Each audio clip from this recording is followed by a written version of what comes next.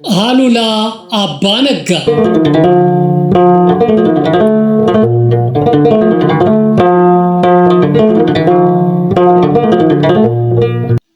ደራሲ ማሞ ውድነህ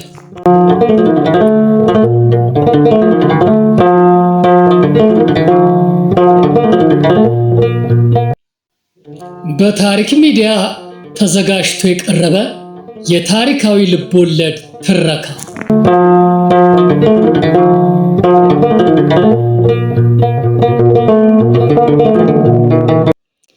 መጽሐፉ የታተመው 1979 ዓመተ ምህረት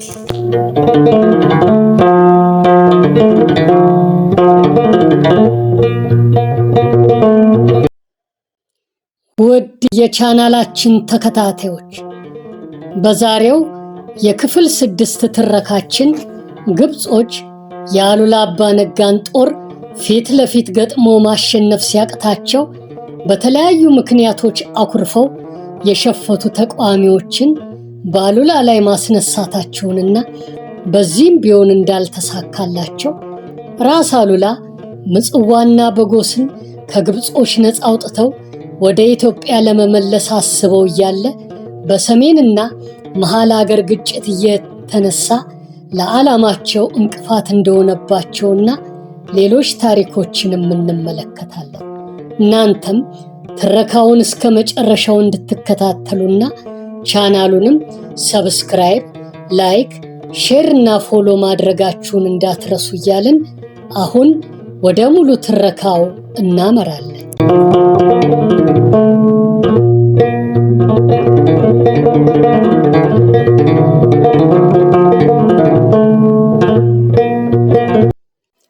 ቁርጠኛው አሉላ።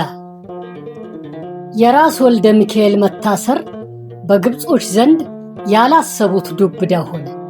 ዮሐንስ ካስቸገረ ወልደ ሚካኤልን ማደርጀት ነው እያሉ ሲተማመኑባቸው ስለነበረ ወልደ ሚካኤል ከፊታቸው ሲሰወሩ እንበለ መጋረጃ ከአሉላ ጋር መፋጠጡ በይበልጥ አሳሳቢ ሆነባቸው።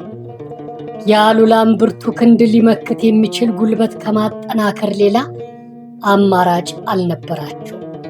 የአሉላ ጦር ከረን የሚገኘውን የግብፅ ምሽግ ከያዘ ወደ ምጽዋም ሆነ ወደ ከሰላ ሊወረወር እንደሚችል በይበልጥ የተረዱት ደግሞ እንግሊዞች ነበሩ።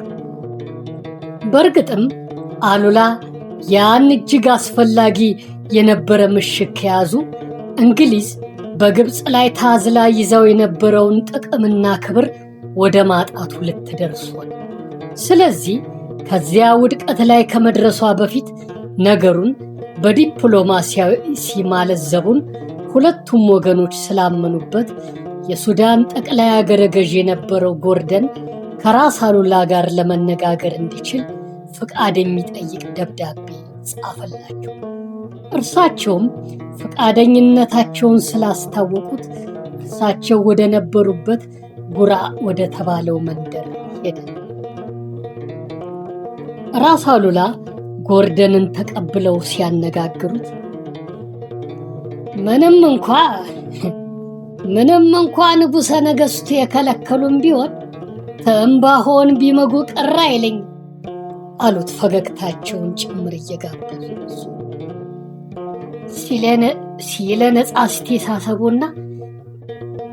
ሲለነጻ አስተሳሰቡና በሱሰኝነት እንዳልቸገሪቦ ሲላሴቡልኝ ከልብ አመሰግናል አለ ጎርደንም ከፍ ባለ ትህትና።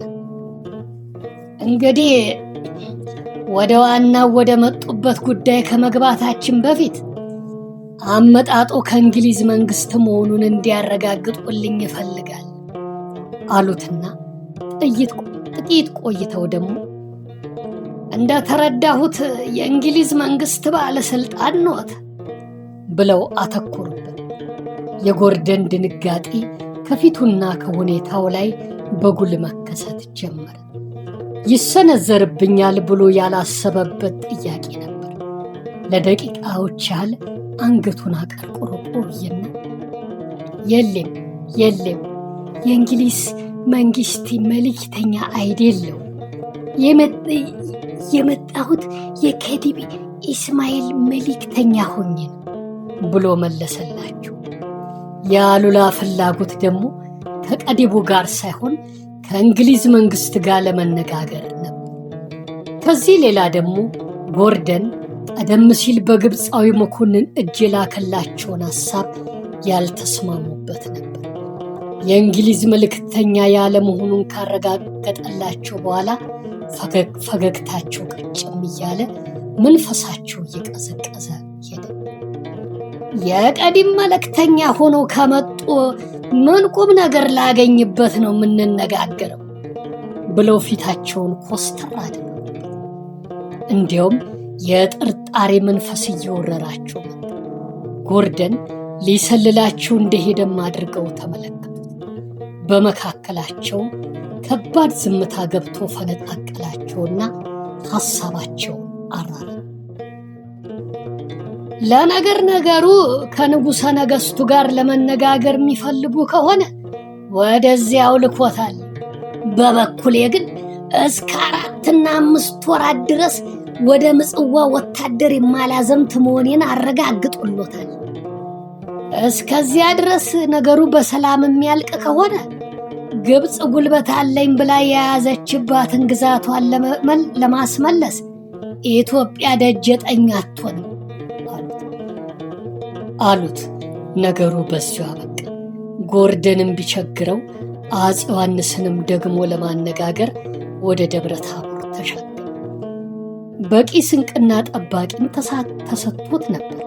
ራስ አሉላ ጎርደንን ከሸኙ በኋላ ዋና ዋናዎቹን የጦር አለቆች ሰብስበው ለማይቀረው ጦርነት መመካከር ጀመሩ።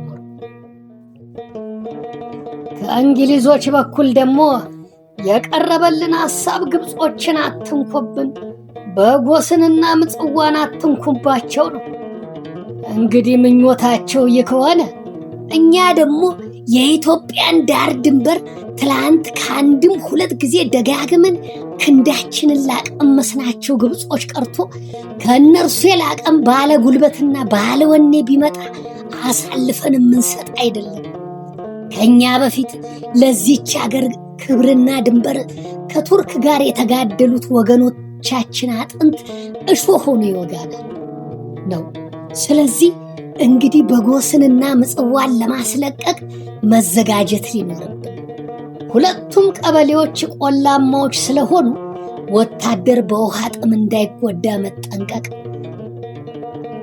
ሁለቱም ቀበሌዎች ቆላማዎች ስለሆኑ ኮቴያችን እንዳይታወቅ የፊቱና የኋላው ቅርጽ አንድ አይነት የሆነ ጥልፍልፍ ጫማ በብዛት ማሰፋት።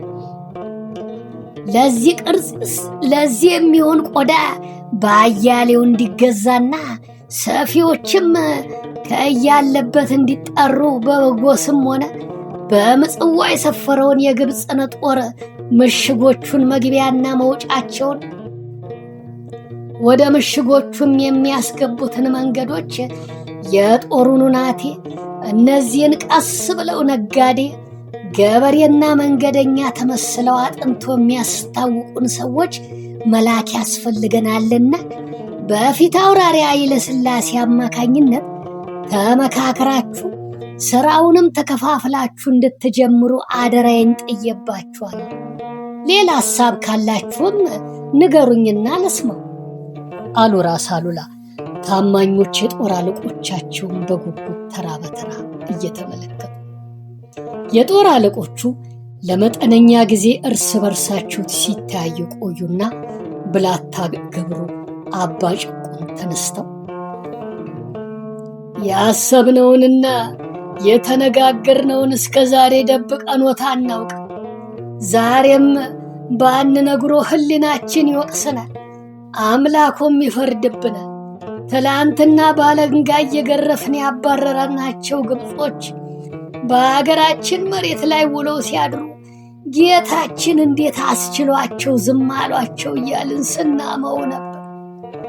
እንዲህማ ከሆነ ትላንትና ያ ሁሉ ጀግና ለምን ወደቀ እያልን አዝነን ነበር።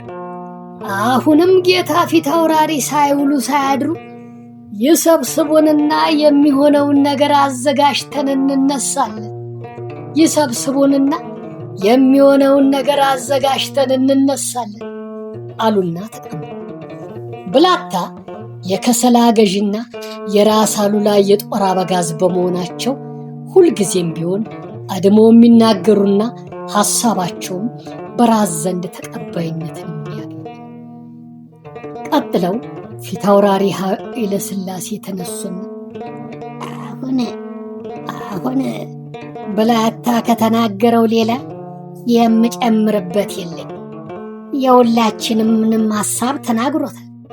ከዚህ በፊት በመጀመሪያ ከግብጾች ጋር ጦርነት ከመግጠማችን ቀደም ብሎ በጠላቶቻችን ምሽግ አካባቢ ተዘዋውሮ የነገሩን ፍሬ ሐሳብ አጥንተው እንዲነጋገሩ ጌታዬ ልከዋቸው የነበሩት ሰዎች የተመሰገኑ ልባሞች ስለነበሩ ማለፊያ ወሬ ነግረውን የሚያኮራ ሙያ ተሰርቶበታል።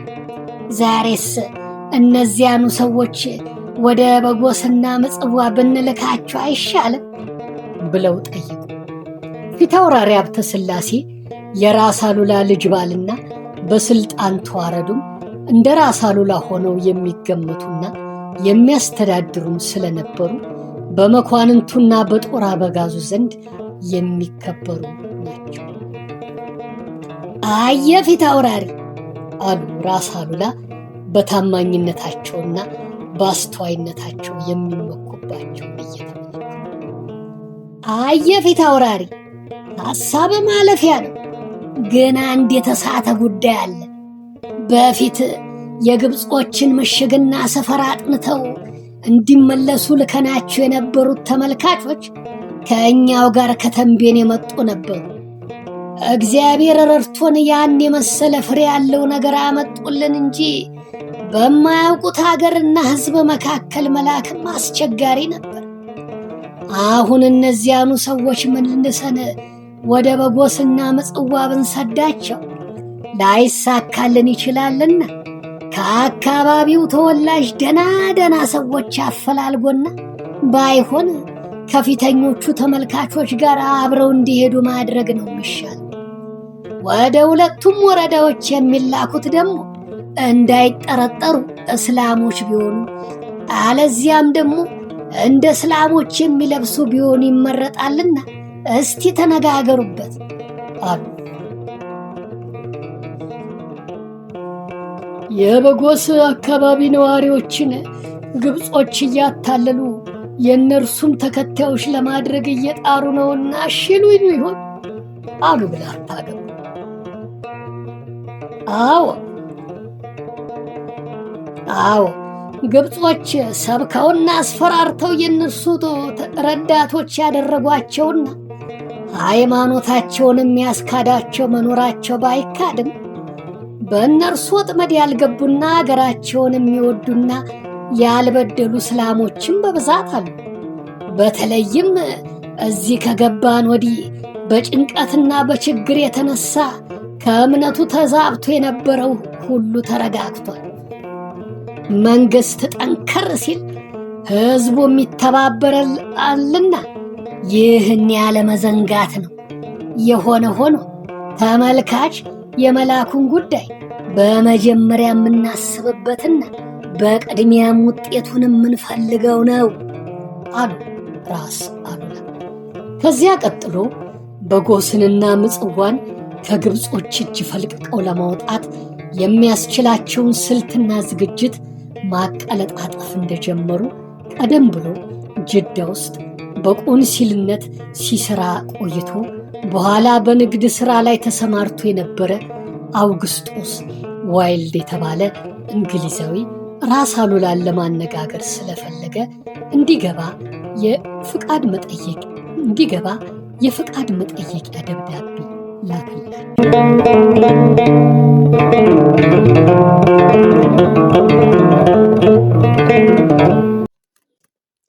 ዋይልድ የኢትዮጵያን ሁኔታ በሚገባ ያወቀና ደጋፊም ስለነበረ በዲፕሎማቲክ ሙያው ላይ የሚሰራ እንጂ በንግድ ተግባር ላይ የተሰማራ መሆኑን ስላላወቁ ጥያቄውን ተቀብለው ቢያነጋግሩት ነገሩን በሰላም ለመጨረስ እንደሚረዳ በመተማመን የጠየቀውን ፍቃድ ሰጡትና ገስግሶ አዲ ተክላይ ድረስ ሄደ። እርሱም የኢትዮጵያን ጉዳይ በቀጥታ ለእንግሊዝ ንግሥት ቪክቶሪያ ሊያስተላልፍ እንደሚችል ስላረጋገጠላቸው ውይይቱን ሲጀምሩ ራስ አሉላ ግብፅ በሀገራችን ውስጥ ጦር አስፍራ በሕዝብ ላይ ግፍ መስራቷን እንደቀጠለች ናት። የክርስትናንም ሃይማኖት እያጠፋች ነው። ወደ ኢትዮጵያም ጳጳስ እንዳይመጣ ከልክላለች። በዚህ የተነሳ ከግብፅ ጋር መነጋገሩንና መዋዋሉንም ትተነዋል እና ብለው ራስ አሉላ ንግግራቸውን ሳያጠቃልሉ ዋይልድ ጣልቃ ገባና አገሩ የሚገባትን ካሳ ተኬብላ ቦጎስን ቢት ለኪስ ብሎ ንግግር ሲጀምር ራስ አሉላም ሐሳቡን ቀምተው እስቲ አንድ ነገር መልሼ ልጠይቅ አሉና የሰፊውን ግንባራቸውን ቆዳ ሰብስበው አይኖቻቸውን ተከሉበትና ቻይና ከህንድ አገር አንዱን ግዛት ይዛ ግምቱን ገንዘብ ልክፈል ብትል አገር እንግሊዝ ተስማማለች አሉት። ዋይልድ መልስ አልነበረውምና አንገቱን ደፍቶ አይኖቹን ከወለሉ ላይ ተክሎ ዝም አለ። እኮ እንግሊዝን ጉዳይ ተስማማበታለች አሉ ራስ አሉላም እንዳፈጠጡበት። ገባኝ ነገሩ ገብቶኛል አለ ዋይልድ አንገቱን እንዳቀረቀረ። ታዲያ ይህንኑ ለመንግስት ልታሳውቅልኝ ትችላለህ አሉ ራስ አሉላ። የማውቀውን ያህል ሐሳቡን አብራሪቼ ወደ መንግስት አስታውቃለሁ አላቸውና ሰነባብቶ ተመለሰ። ዋይልድ ጉዳዩን ወደ ለንደን ቢያስተላልፍም መንግስት ሳይወክለውና ሳይፈቅድለትም የገባበት ጉዳይ ስለነበረ ተቀባይነትን አላገኘም። እንዲያውም ሁለተኛ እንደዚያ የመሳሰሉ የመንግስታት ጉዳዮች ውስጥ እንዳይገባ ተከለከለ። ከዚያ በኋላ ግን የሰሜን ኢትዮጵያ ጉዳይ ለእንግሊዝ መንግስት ጭላንጭሉ የተዘጋበት ሆነ። ግብጾች በጎስና ምጽዋ ከእጃቸው እንዳይወጡባቸው በተከላካይነቱ መድበዋቸው የነበሩት ራስ ወልደ ሚካኤል ከነ ልጃቸው ከታሰሩባቸው በኋላ ነገሩን በዲፕሎማሲ ለማስታመምና ይዞታቸውን ለማጠናከር አቅደውት የነበረው ደግሞ በእንግሊዞች ላይ ነበር። ግን በጎርደንና በዋይልድ አማካኝነት ተጀምሮ የነበረው ጥረት በመክሸፉ ግብጾች ሌላ መጠለያ በማጣታቸው ለጦርነት መዘጋጀቱ ግዴታቸው መሆኑን አመኑበት። ምንም እንኳን ለጦርነቱ ራስ አሉላ ቢዘጋጁበትም ቅሉ በመሃል ኢትዮጵያ የነበረው የስልጣንና የዘውድ ሽኩቻ አፄ ዮሐንስን ከበጌ ምድርና ከወሎ አካባቢ እንዳይርቁ ስላስገደዳቸው ራስ አሉላም ወደ ደብረ ታቦር መመላለስና ትግራይም ውስጥ ሆነው የንጉሠ ነገሥቱን አልጋ የመጠበቅ ኃላፊነትም ስለነበረባቸው ሐማሴንን በጦር አበጋዞቻቸው እያስጠበቁ እርሳቸው በአድዋና በመቀሌ ተቀማጭ ለመሆን ተገደዱ።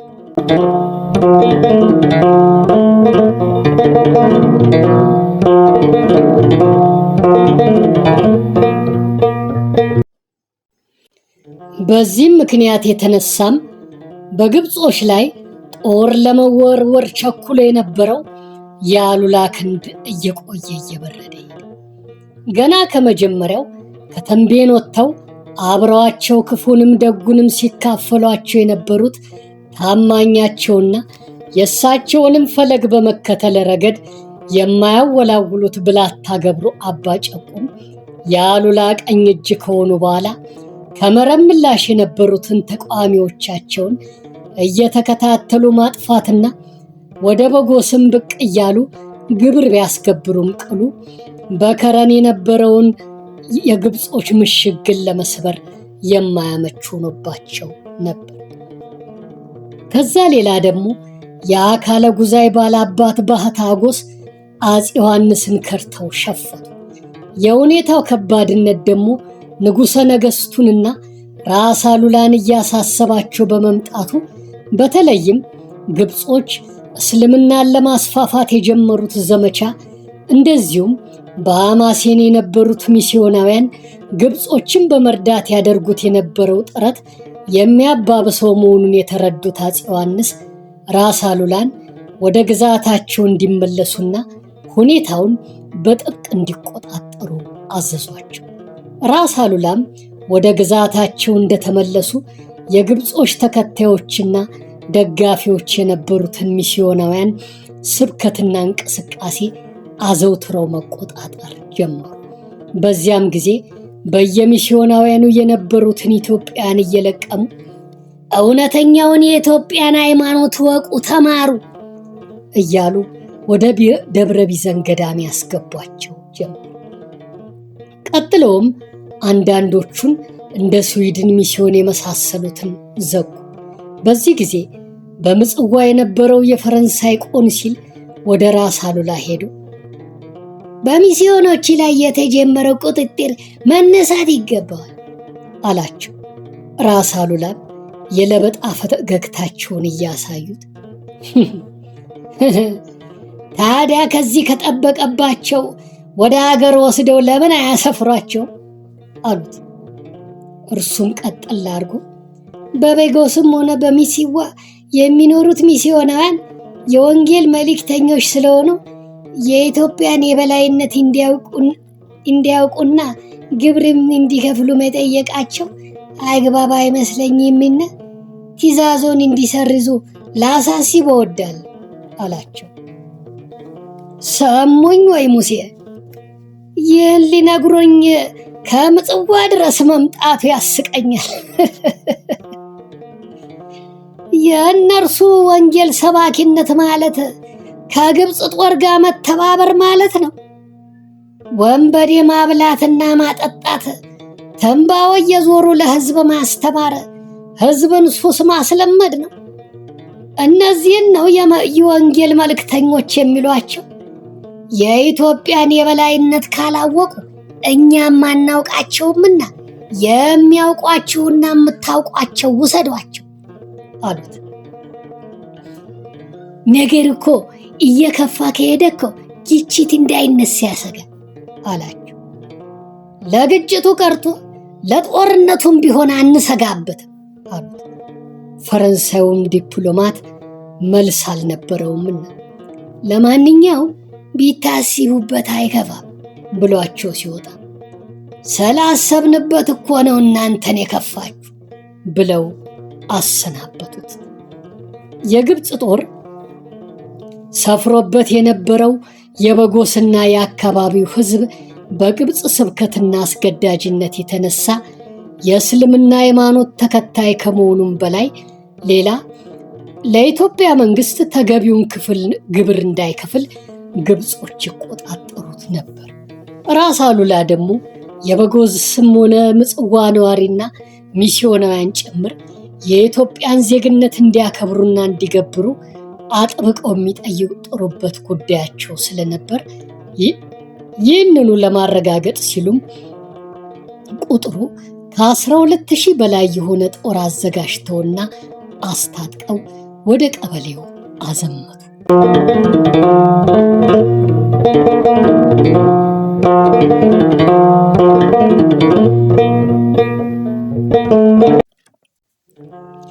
በመጀመሪያም በከረን ምሽግ የነበረው የግብፅ ጦር እንዳይከላከል የአንድ ሻለቃ ጦር በሮቹን ይዞ እንዲዘጋበት አደረጉ።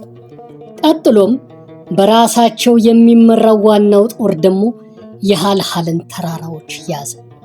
ከዚያም በኋላ ጦሩ እየተከፋፈለ የሃባብን፣ የቢኒአመርን፣ የመንሳንና የባርካን አካባቢ እንደዚሁም የምዕራባዊውን ቆላ በቁጥጥሩ ስር አደረገ። እንደዚህ አድርገው ሰራዊታቸውን በየቦታው ካሰፈሩ በኋላ ማንኛውም ሰው የሀገር ተወላጅም ሆነ ባዕድ የኢትዮጵያን የበላይነት አምኖ ግብሩን እንዲከፍል ሲሉ ትእዛዝ አስተላለፉ። እንደታዘዘውም ህዝቡም ሆነ ሚስዮናውያኑ ቀጥ ብለው ግብሩን መክፈል ጀመሩ።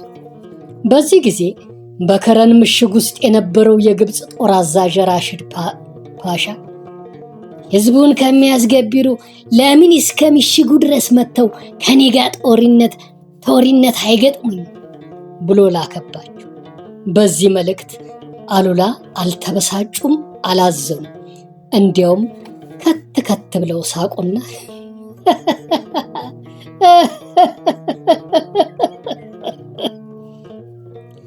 አገሩና ህዝቡ የግብፅ ግዛት ነው እያልክ ስትፎልል የኖርክ አንተ አይደለም? ህዝቡ ኢትዮጵያዊነቱን አውቆ ግብር እንዳይከፍል ስትከለክለው የኖርከው አንተ አይደለም? አሁን ደግሞ እንደ ምስጥ መሬት ውስጥ ገብተህ ከምታደፍጥ ወንድነቱና ወኔው ካለ ለምን ወጥተህ አትከላከልም? እጠብቅሃለሁ፣ ብቅ ብለህ ወንድነትህን አሳየን ብለው ላኩበት። የራስ አሉላ ሰራዊት የሰፈረበት ቦታና የእርሳቸውም ቆራጥነት የማያንቀሳቅሰው መሆኑን የተረዳው ግብፃዊ የጦር አዛዥ ምጽዋ ከነበረው የግብፅ ጦር አዛዥ ጋር ተላልኮ ቁጥሩ 7000 የሚሆን በሚገባ የሰለጠነና የታጠቀ ጦር ለእርዳታ እንዲላክለት አደረገ። ያንም ጦር ቀደም ብለው አኩርፎ የሸፈቱት ባህታጎስ እየመሩ ይዘውለት ከደረሱ በኋላ በአንሰባ ሸለቆችና ተራራዎች እንዲሰፍር ተደረገ። የግብፅ ጦር በእነዚያ ቦታዎች እንዲሰፍር የተደረገው ራስ አሉላ ከምዕራባዊ ቆላ አካባቢ ወደ ደጋው ሲወጡ ከቦ ለመግጠም ነበር።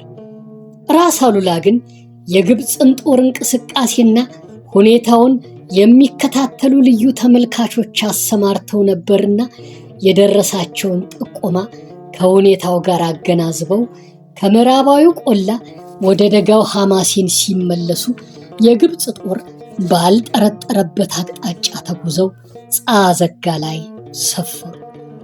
ራስ አሉላ ከደጋው ሐማሴን ተነስተው የአንሰባን ወንዝ ተሻግረው ከረንን አልፈው ከሃልሃል ተራራዎች ላይ ሰፍረው ህዝቡን አረጋግተውና አስገብረው በከረን ምሽግ የነበረው የግብፅ ጦር የዘረጋባቸውን ወጥመድ ተራምደው እንደገና ወደ ጻዘጋ የተመለሱበትን ዘዴና ቀልጣፋነት የተመለከቱ አውሮፓውያን እጅግ ሲያደንቋቸው፣ የግብፅ ጦር አዛዥ ግን አንጀቱ አረረ፣ ናላውም ዞረ።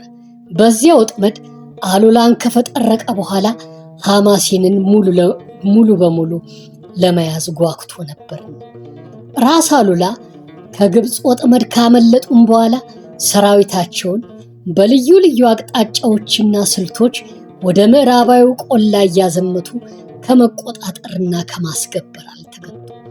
የግብፅ ጦርም ከምሽግ ውስጥ ተቀብሮ ሁኔታውን ከመመልከት በቀር ምንም ሊያደርግ አልተቻለውም ነበር። ራስ አሉላ በከረንም ሆነ በምጽዋ የነበረው የግብፅ ጦር ከምሽግ ወጥቶ ለመግጠም እንደማይደፍር ካረጋገጡ በኋላ ደግሞ ግብፅ በስርቆት ከሰፈረችበት ግዛት ካልወጣች ምጽዋና ካርቱምን በኃይል ይይዛል እያሉ ማስፈራራት ጀመሩ። እንዲያውም ይባስ ብለው ከከረን ከተማ በስተ ምስራቅ በኩል ወደምትገኘው የደብረ ሲና ገዳም ሄደው አዋጅ አስነግረው ህዝቡ ለመንግስት የሚከፍለውን ግብር ለገዳሙ እንዲከፍል ወስነው ለገዳሙ መነኮሳትም አስፈላጊውን ድጋፍና እርዳታ አድርገው ወደ ጻዘጋ በመመለሳቸው በከረም ምሽግ የነበረው የግብፅ ጦር የመቆጣጠር ኃይሉ ቅስሙ መሰበሩን ህዝቡ በመገንዘቡ በኢትዮጵያዊነቱ ኮራበት።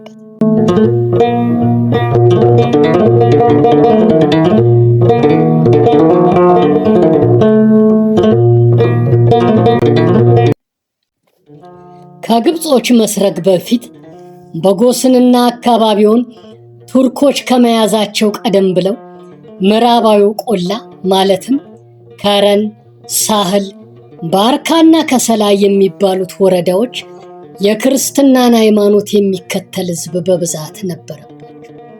በተለይም ቢለን ማርያ፣ ቤት ታውቀ፣ ቤት ታርቀ የሚባሉት ጎሳዎች ከስር ከመሰረታቸው ክርስቲያኖች ነበሩ። በ13ኛው መቶ ክፍለ ዘመን መጨረሻ ላይ ቱርኮች የቀይ ባህርን አካባቢ መያዝ ከጀመሩና ከሰሜን ኢትዮጵያ መግባት ከጀመሩ ወዲህ ግን የእስልምናን ሃይማኖት ለማስፋፋት ቀይሰውት በነበረው ስልትና ባወጡትም ጥብቅ ትዕዛዝ የተነሳ ከላይ በተጠቀሱት አካባቢዎች ሰፍረው የነበሩት ጎሳዎች የእስልምናን ሃይማኖት መከተል ጀመሩ። የቱርክ መንግስት ኃይል እየደከመ መጥቶ በቁጥጥሩ ስር የነበሩ አገሮችን እየለቀቀ ሲሄድ በቀይ ባህርም ሆነ በምዕራባዊ ቆላ በኩል ግብጾች መግባት ጀመሩ። ወዲያውም በቁጥጥራቸው ስር የገባው ህዝብ ሃይማኖቱን እንዲለውጥ በማስገደዳቸው በአካባቢው የነበረው የተከታያቸው ወገን ቁጥር እያደገ ሄደ። ቢሆንም ራስ አሉላ ደብረ ሲና ከተባለችው ገዳም ድረስ ሄደው ያሰሙት አዋጅና የሰጡትም ድጋፍ የክርስቲያኑን ህዝብ እምነት እያጠናከረው መሄዱን ግብጾች ስለተረዱት ቅስሙን ለመስበር ሲሉ በራስ ወልደ ሚካኤል ምትክ ከጉያቸው ተወትፈውላቸው የነበሩትን ባህታ አጎስን በቂ ወታደር ሰጥተው የደብረ ሲናን ገዳም እንዲያጠፉላቸው ላኳቸው። ባህታ አጎስም እንደታዘዙት ወደ ገዳሙ ሄደው ገዳሙን አቃጥለውና ዘርፈው ቀሳውስቱን ፈሽተው ተመለሱላቸው። ራስ አሉላ ነገሩን እንደሰሙ አገር ስንቱን ታፈራለች ብለው ምርር ብለው አዘኑ። ነገሩም ግብጾችን እጅግ ስላስደሰታቸው ከአሉላ ጋር ከመፋጠጥ በሽፍቶች ማስጨነቅ የሚል ስልት ቀየሱና በምጽዋ በኩልም እንደ ደጃዝማች ወልደ ሚካኤል ወይም እንደ ባህታ አጎስ የመሳሰሉ ያኮረፉ ባላባቶችና የሃይማኖት ተጠሪዎች መሰብሰብ፣ ማሰልጠንና መርዳት ጀመሩ። ራስ አሉላ የራስ አርአያ ድምፁ የቤት አሽከር በነበሩበት ጊዜ በዕለት ጥል ግብግብ ገጥሟቸው ከመሬት የደባለቁት የድሮው የጌታቸው ልጅ ደበበ አርአያ አጎቷ አፄ ዮሐንስ የፊት አውራሪነት ማዕረግ እንጂ ከዚያ ሊያቅ ያለ ሹመት ስላልሰጡት በዚያ አኩርፎ ኮብልሎ አሳውርታ ውስጥ ገብቶ እኔ የራስ አርአያ ልጅ ነኝ፣ ወንድሜ አፄ ዮሐንስ የአባቴን ግዛት ስለቀማኝ በዚህ ተጣልቼ መጥቻለሁ። የኔን መሸፈት የሰሙ መኳንንትና ባላባቶችም ወደ እኔ እየመጡ ናቸው። ከንጉሠ ነገሥቱ ጋር የሚቀር አንድም መኳንንት የለምና እናንተ እንድትረዱ ይመጥቻለሁ ብሎ ምጽዋ ለነበረው የግብፅ ወኪል መልእክተኛ ሰደደ። ይህም ነገር ለግብጾች ታላቅ ምስራች ሆነ። ለደበበ አርአያ የሚፈለገውን እየሰጡ ራስ አሉላን መቋቋምና ማስቸገር የሚፈልጉትን ውጤት እንደሚያስገኝላቸው የተረዱት ግብጾች በወቅቱ ያሰቡትን ሁሉ በተግባር ለመዋል አመች ሆነላቸው። ባህታ አጎስና ደበበ የሚሰሩትን አሳፋሪ ስራ ራስ አሉላ እንደሰሙ ግብጾች ዛሬም አንድ አውራ ዶሮና አንድ ቡችላ አገኙ ብለው ተካከዙና ግድ የለም አውራ ዶሮም በጥሬ ቡችላዋን በወተት አባብዬ ይዛችኋለሁ አሉ። ሁለቱም ከጠላት ጉያ የተሸጎጡትን አውራ ዶሮና ቡችላ ለመያዝ በሚያውጠነጥኑበት ወቅት በረድ ብሎ የነበረው የመሃል ኢትዮጵያ ደግሞ እንደገና መገንፈል ስለጀመረ አፄ ዮሐንስ የማስፈራሪያ ዱላቸውን ከሰሜን ወደ መሃል ሀገር አዛወሩ።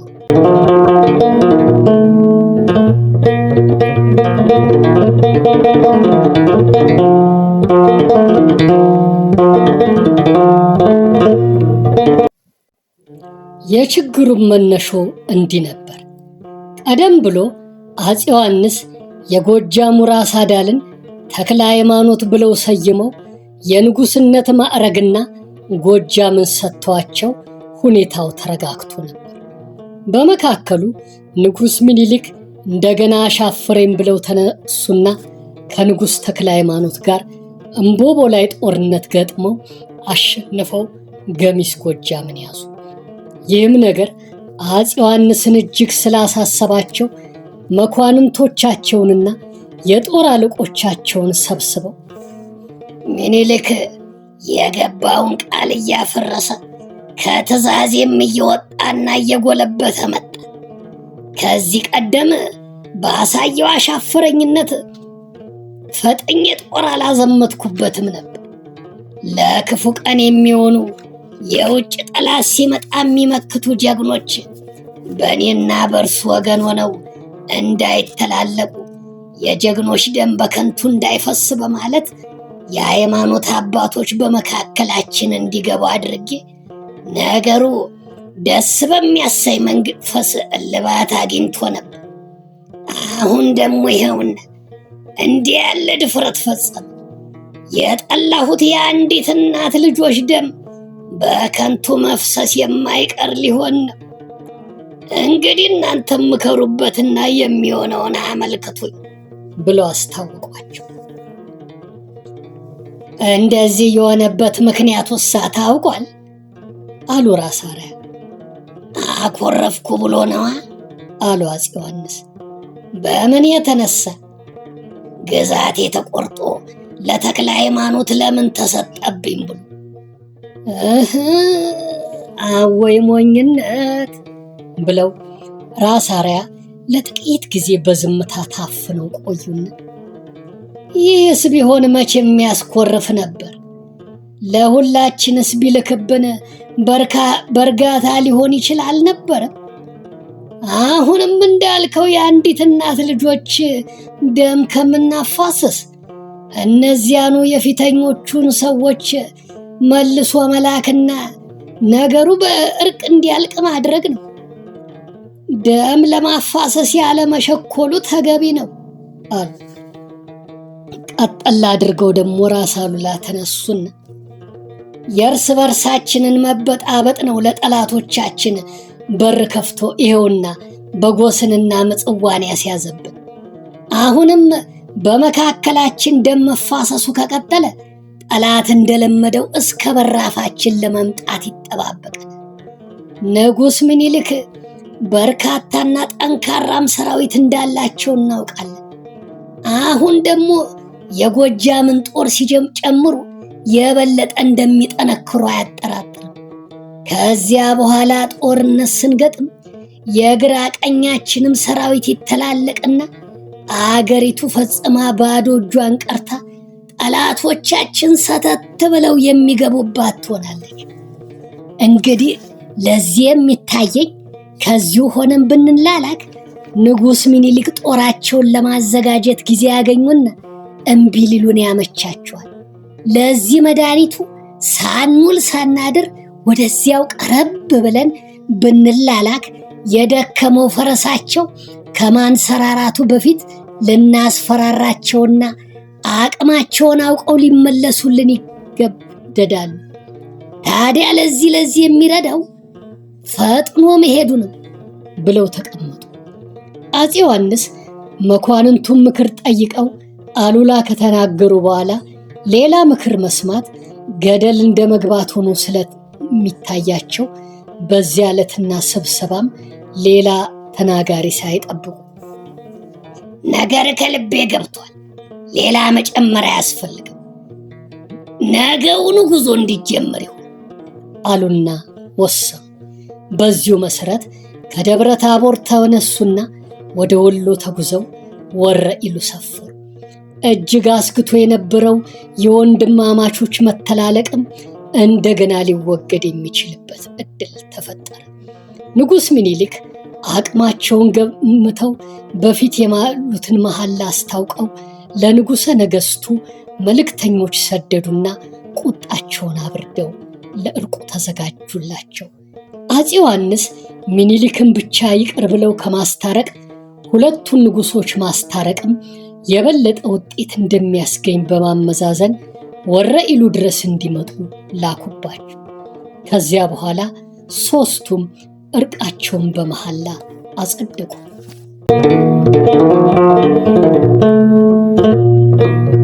አፄ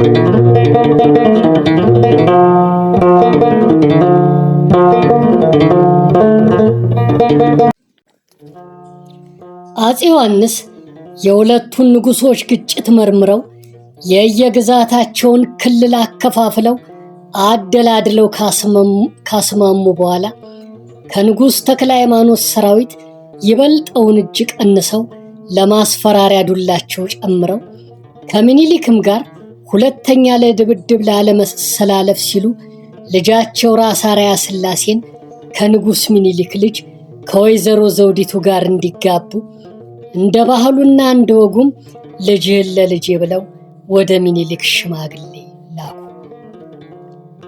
በጋብቻው ምኒልክም ተስማሙና ድግሳቸውን ሊደግሱ ወደ ሸዋቸው ተመለሱ። የአፄ ዮሐንስ መኳንንቶች በተደረገው እርቅና በጋብቻው መስማማታቸውን ሲገልጹ በዓለም ላይ የተደነቀችውን ቆንጆ በክንዳቸው መፈርጠም ድል አድርገው ለራስ አርአያ ለማቅረብ ይመኙ የነበሩት አሉላ ብቻ በጋብቻ መተሳሰሩ ሰላም ሊያወርድልን አንድነታችንን ሊያጸናልን መቻሉ ማለፊያ ነው፣ ግን እንዲያው ግን ብለው ሊናገሩ ያሰቡትን ዋጥ ሲያደርጉት አፄ ዮሐንስ አዩአቸውና ተናገረው እንጂ ከመቼ ወዲያ ነው ነገር መዋጥ የጀመርከው ብለው አፈጠጡባቸው። እንደሰማሁት ዘውዲቱ ፉንጋ ናት፣ ለእኛ ልጅ ትገባዋለሽ ተብሎ ነው ብለው የልባቸውን ተናገሩ። ንጉሠ ነገሥቱም ፊታቸውን ዘወር አድርገው ፈገግ ብለው እንደመሳቅ አሉና ሰማ ልጄ፣ ሁለት ወደው እኮ አይሆን፣ አንድነት ፈልገን ሰላም ፈልገን መልክ መርጠን አይዘለቅም አሏቸው። ከዚያ በኋላ ራስ ቢትወደድ ገብረ መስቀል፣ ቱርክ ፓሻ ራስ አሉላ፣ ራስ ገብረ ኪዳንና ሌሎችም መለስተኛ መኳንንቶች ሆነው ወጣቱን ከሙሽራው ራስ አርአያ ሥላሴን አጅበው የነገር አባትና ሚዜ ሆነው ምኒልክ ግቢ ሆ ብለው ገብተው ሙሽሪት ዘውዲቱን አዝለው ወደ መቀሌያቸው ተሻገሩ። በመሃል ኢትዮጵያ ገንፍሎ የነበረው ትኩሳት በርዶ ዳግመኛም እንዳያገረሽበት በጋብቻ ተጠልፎ ሲያዝ፣ በሰሜኑ በኩል የነበረው እንፋሎት ደግሞ እየተነነ ማስቸገሩን በመቀጠሉ እንደተለመደው የማስፈራሪያ ዱላው ወደ መረብ ተወረወረ።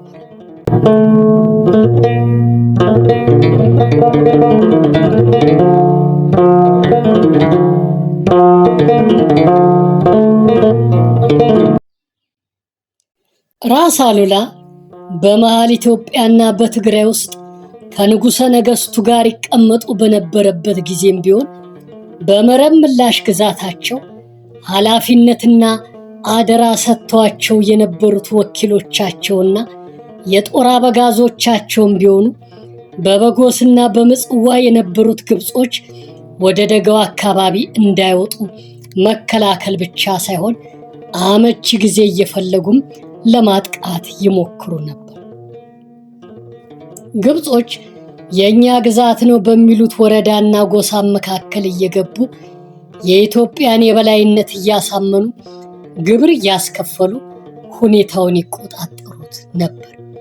ይህም ሁኔታ ካይሮን እጅግ እያሳሰባት በመሄዱ የኔ ግዛትና ድንበር ስትለው በነበረው ቀበሌ ሁሉ የኢትዮጵያ ወታደሮች እንዳይደርሱ ለማስደረግ የሚያስችላትን ስልት መቀየስ ጀመረች።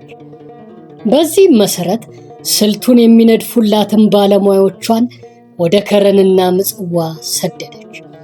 ባለሙያዎቹ ባቀረቡት ሐሳብም ላይ አንደኛ፣ በምጽዋ በከረንና በሌሎችም በቁጥጥሯ ስር በነበሩት ቀበሌዎች የተጠናከሩና ሰንሰለት ምሽጎች በአስቸኳይ እንዲሰሩ፣ ሁለተኛ፣ የግዛቶቹ አማካኝ አስተዳደር ሰፈር ምጽዋ እንዲሆን፣ ሶስተኛ፣ ከ10,000 በላይ ለሚሆን ወታደር ማስፈሪያ የጦር ወረዳዎች፣ ሰፈሮችና ቤቶች እንዲዘጋጁ፣ አራተኛ፣ ከአፄ ዮሐንስ ጋር በልዩ ልዩ ምክንያት የሚጣሉና የሚጋጩ እንደዚሁም የእስልምና ሃይማኖት ተጠሪዎች እየተመረጡ ህዝቡን እንዲሰብኩላቸውና መሳሪያ የተሰጣቸው የኢትዮጵያን ወታደሮች እንዲወጉ። 5ኛ በመሰራት ላይ የነበረው ከከረን ወደ ከሰላ የሚወስደው መንገድ እንዲፋጠንና ከካርቱም ጋር የማያቋርጥ ግንኙነት ለመዘርጋት እንዲቻል እንዲደረግ ማጠቃለያ ይገኝበት የሚል ነበር። በዚህም ጥናታቸው መሰረት በመጠኑ ለመስራት ሙከራው ቀጠለ። በጥናቱ የተዘረዘሩትን ሁኔታዎች አሟልቶ ለመስራት ግን ግብፅ የነበረችበት ሁኔታ የማያስችሏት ሆኑ። ባለሙያዎቿ ያቀረቡላትን ጥናት በስራ ላይ ተርጉማ ኢትዮጵያን ለመቋቋም የራሷ አቅም ባይፈቅድላትም የኢትዮጵያን ልጆች እያባበለችና እያስታጠቀች ራሷን ኢትዮጵያን እንዲወጉላት የማድረጉን ስልቷን ግን ቀጠለችበት። እንዲያውም የተሻለ መሆኑን አመነችበት። አዲሱ ቡችላ ደበበ አራያ አሳውርታ ውስጥ ሆኖ እስከ 500 የሚደርሱ አጋሚዶችን የሚያስታጥቀውን መሳሪያ ግብፅ ሰጠችው። የወር ደመወዝም ቆረጠችለት። ከዚያ በኋላ ደበበ የተከታዮቹንም ቁጥር እያበዛ ሄደና ከየአቅጣጫው ወደ ምጽዋ የሚሄደውን ነጋዴ ሁሉ መዝረፍ ጀመረ።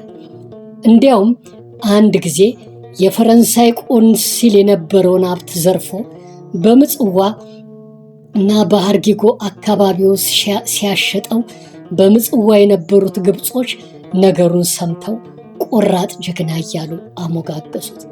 የአፄ ዮሐንስ ተቃዋሚዎች ናቸው ብለው ያመኑባቸውን ሁሉ ሰብስበው ካስታጠቁ በኋላ ከደጋው ወደ ምጽዋ ይመላለስ የነበረው ንግድም እንዲቋረጥ ማድረግ የግብጾች ዋናው ጥረታቸው ሆነ።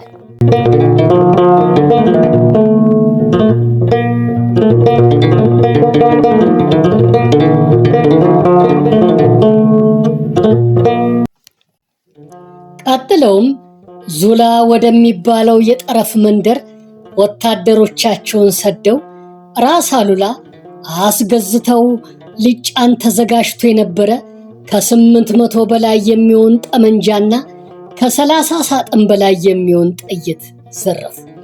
ነገሩም ራስ አሉላን እጅግ የሚያስቆጣ ስለሆነ የዘረፋችሁትን መሳሪያ ካልመለሳችሁ፣ ደበበን ይዛችሁ ካልሰጣችሁኝ ምጽዋን መውጋቴን እንድታውቀው ብለው በምጽዋ ለነበረው የግብፅ ወኪል ላኩበት። ጉዳዩ በግብጾችም ዘንድ እጅግ አሳሳቢ ስለሆነባቸው ደበበን ከዛ አካባቢ ዘወር እንዲል አደረጉና ያዘረፉትን መሳሪያ በሙሉ አስጭነው ወስደው አስረከቧቸው። ከዚያ ቀጥለውም አሉላ ሁለተኛ የእሳቸውን ንብረት እንዳይነካ ማስጠንቀቂያ ልከው በምጽዋ የነበረውን ኒኮላ ጆርጅ ካሊጅ የሚባለውን ግሪካዊ ነጋዴ አስጠርተው 2000 ጠመንጃዎች በግዢ እንዲያስመጣላቸው አዘዙት። ምንም እንኳን ግብጾች ደበበን ከምጽዋ ከተማ ዘወር እንዲል ቢያደርጉትም ግዛታችን ነው ብለው ወታደር አስፍረውበት የነበረው ቀበሌ አድፍጦ ስለነበረ ከሐማሴን ወደ ምጽዋ ሲመላለሱ የነበሩትን ነጋዴዎች መዝረፍ አላቋረጡም ነበር። ከዕለታት አንድ ቀንም እጅግ ብዙ ዕቃዎች የጫኑ መንገደኞች ደረሱለት። የራስ አሉላ ባለቤት ወይዘሮ አምለሱ አስገዝተው ያስጫኑት ንብረት ነበር። የእርሳቸው ብቻም አልነበር። ራስ አሉላ ለጠመንጃ መግዣ ብለው የላኩት ከ3000 በላይ የማር ትሬዛ ብርም ነበር። ደበበ ያን ሁሉ አዘረፈ።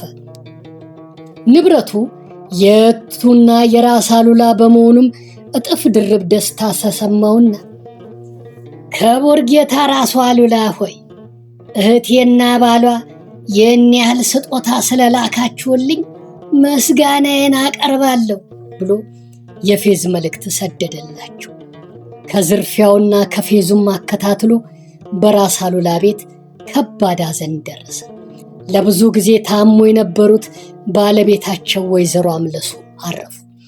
ራስ አሉላም እጅግ ምርር ብለው አዝነው ስለነበረ እንደዚህ ብለው አንጎራጎሩ።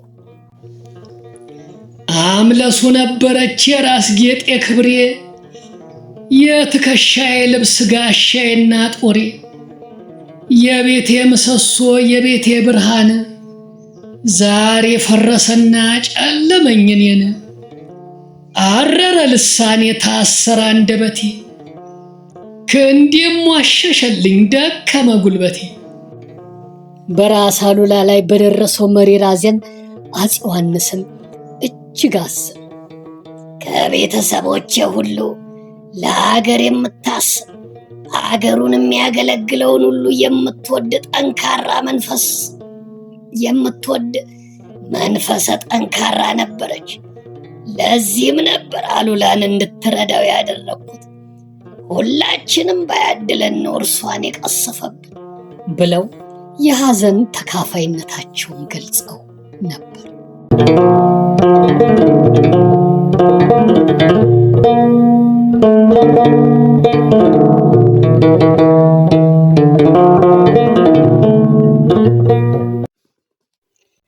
የወይዘሮ አምለሱ አራያን የግል ዕቃዎችና ንብረት ወንድማቸው ደበበ አራያ ከምጽዋ አቅራቢያ ሸምቆ ከዘረፈባቸው በኋላ እህቱንና አማቹን ለማናደድ ሲል የላከላቸው ወረቀት በነበረባቸው ሕመም ላይ ተጨምሮ በይበልጥ ስላናደዳቸው እኔን እንዳናደደኝ እርሱንም የሚያነድ ወንድ ይዘዝበት ብለው ሲናገሩ ባለቤታቸው ሰምተው ስለነበር አንጀትሽ እንዳረረ አይቀርም አሏቸውና የደበበን እጅ የሚይዙበትን ወይም በግንባሩ አረር የሚያስገቡበትን ዘዴ መቀየስ ጀመሩ። በመጀመሪያ ማንኛውም ሸቀጣሸቀጥ ወደ ምጽዋ እንዳይወርድና ከምጽዋም ወደ ደጋው እንዳይወጣ ከለከሉና ምጽዋ ለነበረው የግብጾች ወኪል ለሙክታር ቤይ በደበበ ምክንያት ሸቀጥ ወደ ምጽዋ እንዳይመጣ ከልክያለሁ። ደበበ ከነ ልጆቹ ሃርጎ ውስጥ ከናይቡ ጋር መኖሩን አንተም ታውቃለህ። እጁን ካስረከብከኝ ነጋዴዎቹም እንዲመላለሱ አደርጋለሁ ብለው ላኩበት። እንግዲህ ከጉራ ጦርነት በኋላ በሁለት ወገኖች መካከል የነበረው ያለመግባባት እየተባባሰ ሄደውም በእነዚህ ምክንያቶች ሆነ። ምንም እንኳ ግብፅ በበጎስና በምጽዋ አካባቢ በነበሯት ምሽጎች ወታደሮቿን አስፍራ በአይን የሚታየው ሁሉ ግዛቴ ነው ብትልም ቅሉ የኔ ይዞታና የኢትዮጵያ አካል የምትለው ክልል በደንብ የታወቀና በውል የጸደቀ አልነበረም። ንጉሠ ነገሥቱም ሆኑ ራስ አሉላ ግብፅ ሰርቃ ከሰፈረችበት መሬታችን ትውጣልን ከማለት በስተቀር ከዚህ እስከዚህ ብለው የተካለሉት ግዛት አልነበረም። ይህንንም ለማረጋገጥ ሲሉ ነበር ራስ አሉላ ግብፅ የኔ ነው ስትል በነበረው አቅጣጫ ሁሉ ራሳቸውም ሆኑ ወታደሮቻቸው እየተዘዋወሩ የሕዝቡን አስተዳደር ሲከታተሉና ግብር ሲያስከፍሉ የነበሩት።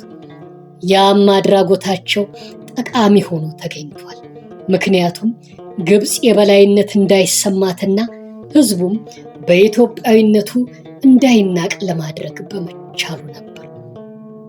ግብፅ ራሷ በአንድ በኩል በእንግሊዝ ጦር ተይዛ ቅኝ ግዛት ሆና፣ በሌላ በኩል ደግሞ ግብፅ በሱዳን ላይ የነበራት የበላይነት መወዳደቅ መጀመሩን አፄ ዮሐንስ እንደሰሙ የግብፅን ጦር ከሀገራቸው ለማስወጣት የሚያመችበት አጋጣሚ መድረሱን በመረዳት የጦር ኃይላቸውን ማዘጋጀትና ማነቃነቅ ጀመሩ። ምናልባትም ደግሞ እንግሊዝ ስለ ግብፅ ሆና ትዘምትብኝ ይሆናል የሚል ጥርጣሬም ስለገባቸው ፈጣን እርምጃ መውሰድ እንደሚኖርባቸው ተገንዝበው ንጉሥ ምኒልክ ሰራዊታቸውን አስከትተው ወደ ወሎ፣ ንጉሥ ተክለ ሃይማኖት ወደ በጌ ምድር፣ ራስ ሚካኤል ወደ ትግራይ እንዲዛወሩና ተዘጋጅተው እንዲጠባበቁ ትእዛዝ አስተላለፉ። በመሃል ኢትዮጵያ እንደዚያ የመሰለ ወገን አኩሪና የጠላት ቅስም ሰባሪ የሆነ የአንድነት እንቅስቃሴ በመታየቱ በሰሜን ኢትዮጵያ ጫፍ የነበረው የአሉላ ኃይል መጠናከር ጀመረ። ያን የመሰለ ህብረት በመታየቱ ግብፅ የኔ ነው ስትለው የነበረውን ቀበሌ ሁሉ ነፃ ለማውጣት የዮሐንስና የአሉላ ቁርጠኛ ውሳኔ ሆኖ ቀረበ። ግብፅም የበኩሏን የመጨረሻ ሙከራ ለማሳየት ዝግጅቷን ቀጠለችበትና ከምጽዋ ከተማ በስተምዕራብ በኩል ከሚገኘው ሰዓጢ ከሚባለው ቀበሌ ጠንካራ ምሽግ ማሰራት ጀመረች።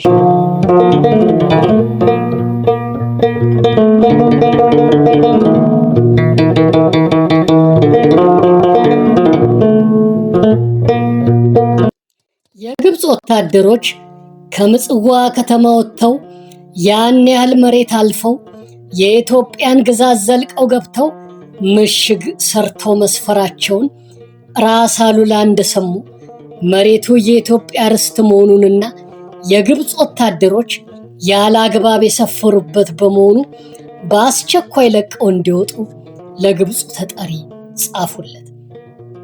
እርሱ ግን የኢትዮጵያ ነጋዴዎች ሽፍቶች እንዳይዘርፏቸው ለመጠበቅ ነው ብሎ መለሰላቸው። ይህ መልስ ደግሞ አሉላን እጅግ የሚያስቆጣ ሆነ። ሌባውንና ቀማኛውን ከጓዳ ደብቀው የለም? ደግሞስ የግዛቴን ሰላም ራሴ መጠበቅ አቃተኝና ነው አንተ የምታስጠብቅልኝ? ነገሩን አላጣሁትም። ምጽዋ እንዳልገባ በሩቅ ለመከላከል ስትል ነውና ሰዓጢ ላይ ያሰፈርካቸውን ወታደሮች በአጣዳፊ ካላስወጣክ ወየውል ብለው ላኩበት። እርሱ ግን ከአፋፍ ላይ ሆኖ ይጩህ ብሎ የሰዓጢን ምሽግ አጠናከረ። ያ ውሳኔው ደግሞ አሉላን እጅግ የሚያስቆጣ ሆነና ሰራዊታቸውን በሶስት አቅጣጫ አሰልፈው ሰዓጢ ወርደው ገጠሙት። በዚያም ጦርነት ከ50 በላይ የግብፅ ወታደሮች ሲሞቱ የተረፉት እየሸሹ ምጽዋ ገቡ። 15 ግብፃውያን ወታደሮችም ተማረኩ። ራስ አሉላ ያን ድል እንደጨበጡ እንደዚህ የመሳሰሉ አዳዲስ ጠመንጃዎች ስለላክልኝ አመሰግንሃለሁ ብለው ለግብፅ ወኪል ላኩበት። የሰዓጢው ጦርነት እንደ ጎራው ጦርነት እዚያው ካሸዋ ውስጥ ተቀብሮ አልቀረም። ውሎ ሳያድር ከዓለም አቀፍ ሁኔታዎች ጋር የሚገናዘብበትና በኢትዮጵያም ታሪክ ውስጥ አዲስ ምዕራፍ ያቀፈበት አጋጣሚ ደረሰ። ይኸውም በግብፅ ላይ የበላይነት የነበራት እንግሊዝን በጉዳዩ ጣልቃ ለመግባትና ከኢትዮጵያ ጋር በቀጥታ ለመነጋገር ስላስገደዳት ነበር። ራስ አሉላ ከሰዓጢ ጦርነት ሲመለሱ ባለሟላቸውም እንዲህ ብሎ አንጎራጎረ። መቼ ዘመቱና አሉላ ሰዓጢ ከግብፅ ወታደር ጋር ተጋጠሙ ቡጢ። ሲነሱ አልተሰሙ አልታየም ሲዘምቱ። ከምን ጊዜ ደርሰው አሉላ ተማቱ። ከአማሴን ተነስተው ሰዓጢ ቢረግጡ የሙክታር ወታደር ወጣ ዝርጥርጡ።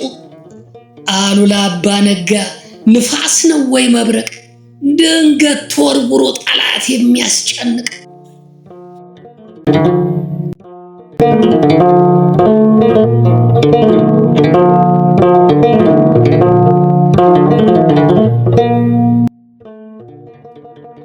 ውድ የቻናላችን ተከታታዮች የአሉላ አባ ነጋ ታሪካዊ ልቦለድ ክፍል 6 ትረካ የሰማችሁትን ይመስል ነበር። እናንተም ከመጀመሪያው እስከ መጨረሻው በትዕግስት ስላዳመጣችሁንና ስለተከታተላችሁን እጅግ በጣም አድርገን እናመሰግናችኋለን። በቀጣይ የምንለቃቸው ቪዲዮዎች እንዲደርሳችሁ ፍላጎት ያላችሁና ሰብስክራይብ ያላደረጋችሁ ካላችሁ የደወሏን ምልክት በመጫን ሰብስክራይብ አድርጉልን፣ ላይክም አድርጉልን። ሼር እያደረጋችሁ ለሌሎች በማዳረስ ሌሎችም የቻናላችን ቤተሰብ እንዲሆኑ እየጋበዛችሁ ቻናላችንን አሳድጉልን። በኮሜንት ቦታ ላይ ሐሳብ አስተያየታችሁንና እንዲተረክላችሁ የምትፈልጉትን ታሪካዊ ልቦለድ መጽሐፍት ስም ወይም እንዲተረክ የምትፈልጉትን የታሪክ አይነት አስፍሩ። ፈጣሪ ኢትዮጵያና ሕዝቦቿን ይባርክ። ኢትዮጵያ ለዘላለም ትኑር። እስከ መጨረሻው በትዕግስት ስላዳመጣችሁን እያመሰገንን በቀጣይ ቪዲዮ እስክንገናኝ ቸር ሁኑልን፣ ቸር ሰንብቱልን። ሰላማችሁ ምን ጊዜም ይብዛልን። ውድ የቻናላችን ተከታታዮች የአሉላ አባ ነጋ ታሪካዊ ልቦለድ ክፍል 6 ትረካ የሰማችሁትን ይመስል ነበር። እናንተም ከመጀመሪያው እስከ መጨረሻው በትዕግስት ስላዳመጣችሁንና ስለተከታተላችሁን እጅግ በጣም አድርገን እናመሰግናችኋለን። በቀጣይ የምንለቃቸው ቪዲዮዎች እንዲደርሳችሁ ፍላጎት ያላችሁና ሰብስክራይብ ያላደረጋችሁ ካላችሁ የደወሏን ምልክት በመጫን ሰብስክራይብ አድርጉልን፣ ላይክም አድርጉልን። ሼር እያደረጋችሁ ለሌሎች በማዳረስ ሌሎችም የቻናላችን ቤተሰብ እንዲሆኑ እየጋበዛችሁ ቻናላችንን አሳድጉልን። በኮሜንት ቦታ ላይ ሐሳብ አስተያየታችሁንና እንዲተረክላችሁ የምትፈልጉትን ታሪካዊ ልቦለድ መጽሐፍት ስም ወይም እንዲተረክ የምትፈልጉትን የታሪክ አይነት አስፍሩልን። ፈጣሪ ኢትዮጵያና ሕዝቦቿን ይባርክ። ኢትዮጵያ ለዘላለም ትኑር። እስከ መጨረሻው በትዕግስት ስላዳመጣችሁን እያመሰገንን በቀጣይ ቪዲዮ እስክንገናኝ ቸር ሁኑልን፣ ቸር ሰንብቱልን። ሰላማችሁ ምን ጊዜም ይብዛልን።